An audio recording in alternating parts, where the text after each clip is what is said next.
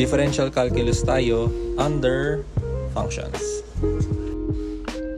We have the problem, if f of x is equal to x minus x squared over 1 plus x squared, find f of tan x.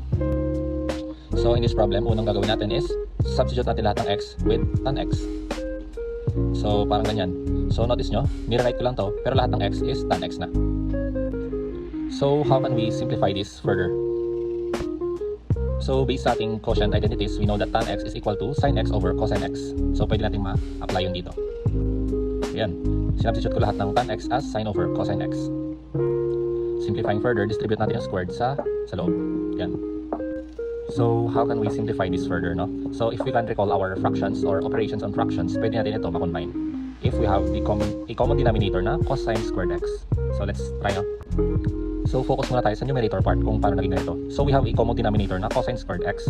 So paano na yan? So cosine squared x divided by cosine x is cos x, multiplied by sin x is sin x cosine x. Kaya naging sin x cosine x siya. And dito naman, cosine squared x divided by cosine squared x is 1. And multiplied by sin squared x is sin squared x.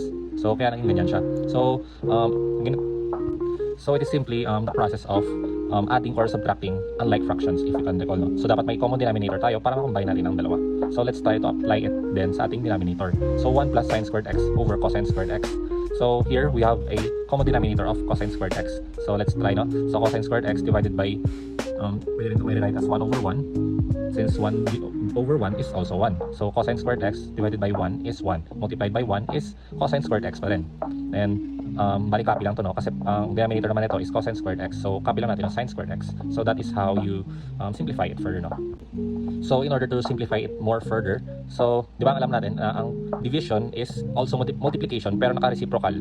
Naka-reciprocal yung denominator or naka-reciprocal yung kanyang divisor, which is ito, ang cosine squared x plus sin squared x over cosine squared x. As we all know naman, ang fractions is also division. So ito yung kanyang divisor rather. So yan, nirewrite natin ito. Pero nagbaliktad ang cosine squared x tsaka cosine squared x plus sin squared x. So para maging multiplication na siya. So notice nyo, cross multiply lang, cross out lang natin, cancel out natin yung dalawang cosine squared x. Also, cancel out na din ito, kasi 1 na lang din yan. As we all know from our Pythagorean identities that sin squared x plus cosine squared x is 1. So, 1 na lang siya. So, we are now left with sin x multiplied by cosine x minus sin x. And that is your final answer.